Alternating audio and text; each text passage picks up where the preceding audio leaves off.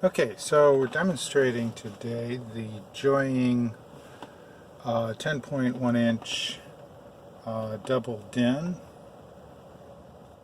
radio, Android 8.1, 4 gig of RAM. It has a lot of really nice features, but it has several real problems from my standpoint. First is the sound quality on this is just absolutely amazing.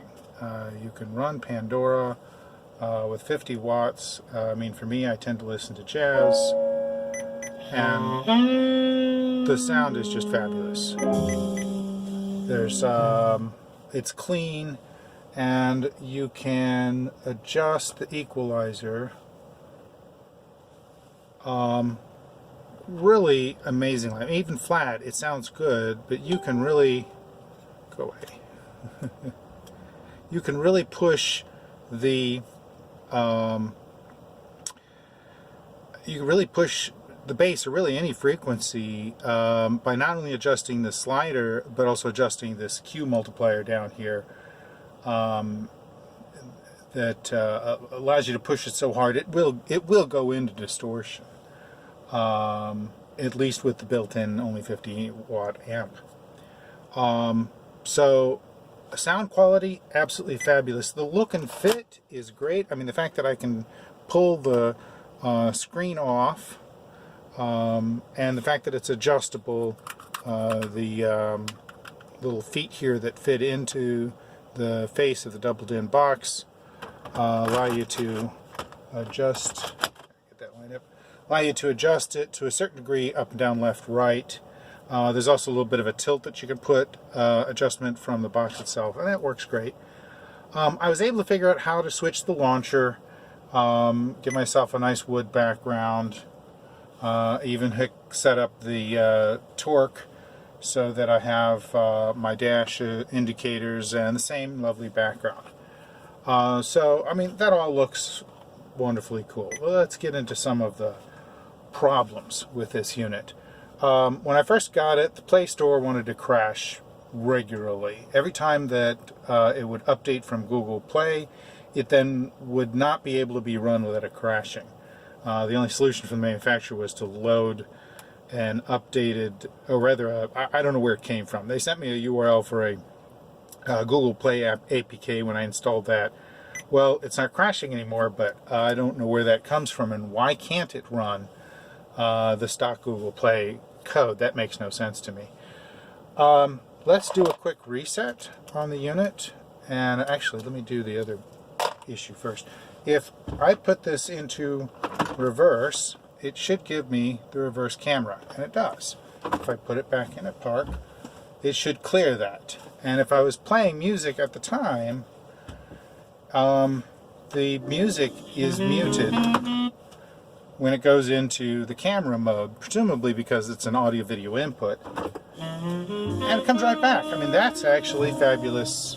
However, what I have found, is that that doesn't happen 100% reliably. And here's a scenario I discovered to replicate it.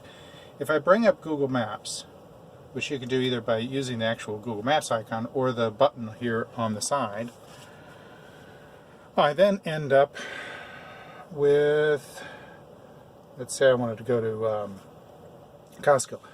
Okay, Google. Oh, it's not listening to me today. I'll do it the hard way. Oh, it was going to start. So slightly sluggish there, but it hasn't been used for a bit. Navigate to Costco.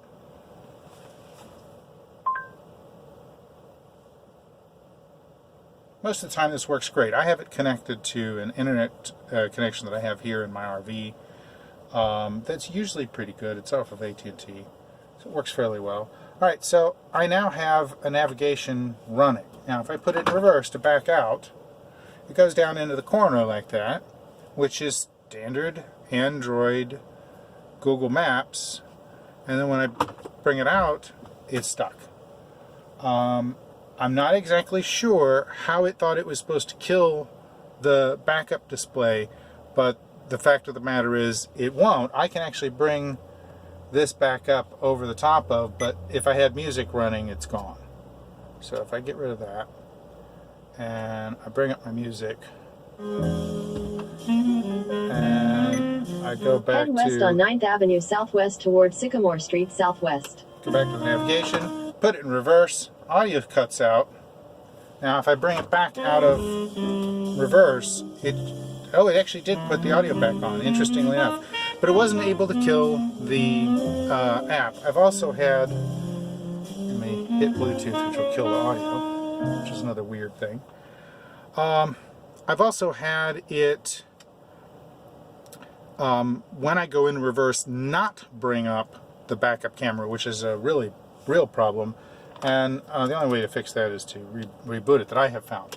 There's a reset buttonhole here in the upper corner, and if I push that, we're going to reboot the unit. Now this is the same as if you powered it on from scratch, as in you just installed it and plugged it in, or you changed your battery or something, so it lost power and had to reboot from scratch. By the way, when you turn off the ignition, the screen may blank out, depending upon how you have it wired, but the unit keeps running, keeps using power. It's not actually putting Android to sleep like it does on a cell phone.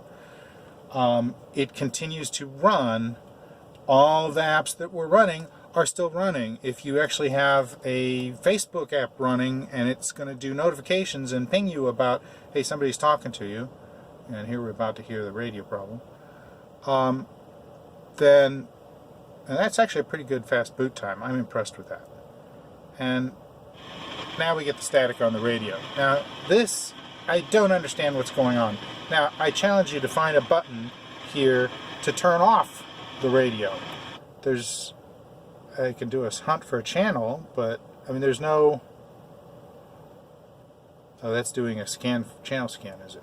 Jakarta. Okay, NPR's so Julie it did a McCarthy channel says scan, such a real. but short of switching to an AM station or whatever, there's no way to kill this. The only way to kill it is to run some other app that's outputting audio, such as the Bluetooth app. Why does the Bluetooth app output audio?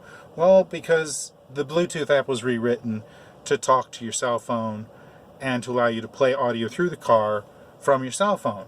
So now the Bluetooth app is an audio app, but interestingly enough, I cannot, if I do a search for Bluetooth devices, I compare it to my ODB2 adapter, which is great for torque. I have other Bluetooth adapters in the car, even a Bluetooth keyboard.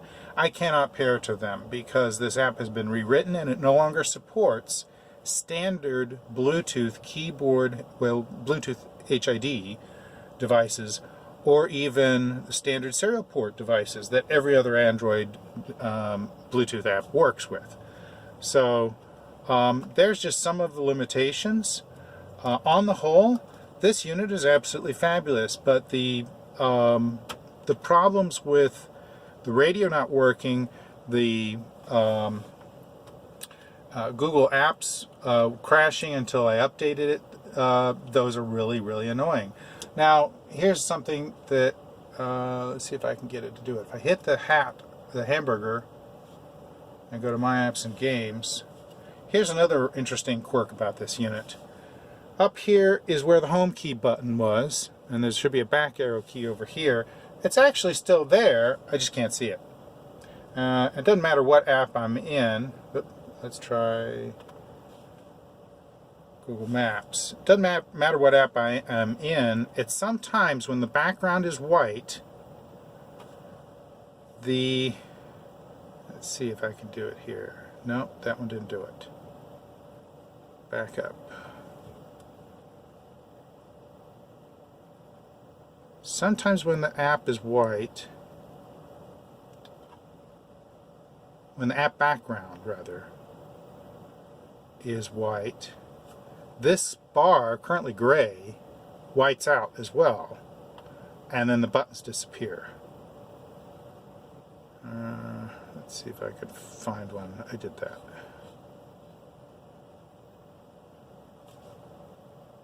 I've had it pop up randomly, and it's disconcerting that the buttons disappear because of the background going white. Currently, I'm not able to get it to do that. Let's try this app.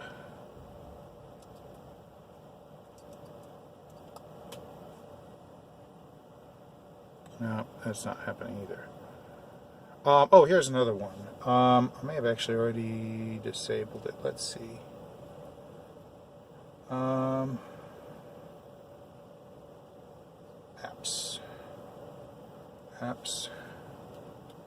App info. It comes with a pictures app, which is just supposed to display pictures off of your memory or the storage card. In the case that, I mean, you don't have a camera necessarily, but even if you did have picture app, here we go. Oh, I don't have it disabled, so I should be able to actually run it. Picture app. Says no storage or no images in the memory. Now the reason for this is that this app, which comes included on the ROM, is not compatible with Android 8. It does not have the app permissions mode for storage. No permissions requested is what it shows, meaning that this app is only compatible with older versions of Android that don't require the app to get permissions to access the storage card. Since it can't access the storage card, it can't display any pictures, even though I do have pictures available on the unit. So that I mean, when I downloaded this background image, that's a JPEG stored in the pictures folder that the pictures app should be able to display and is not able to display. So there you have it. I paid over $400 for this. It's come down a little bit on Amazon. And the fact of the matter is, it's over just putting a 10.1 inch tablet here. This is not giving me a lot of benefits short of the wonderful audio amplifier. I could just replace the audio amplifier with a stock, with a Bluetooth, with some kind of Bluetooth amplifier. Or I could replace the stock radio instead with just something that will do Bluetooth and has better quality output, and then stick a real 10.1 tablet that runs real Android apps on top of this, and that would do better for me than this $400 unit. So I can't say as I would actually recommend it. It has some pluses, but the negatives for me are too much of a drawback. I think that's all I have to say about this. So, Joying, I'm going to try some other head unit manufacturers to see if I can find something that has the same large 10.1 display that I do like, but doesn't have the bugginess of the Android implementation. Thanks.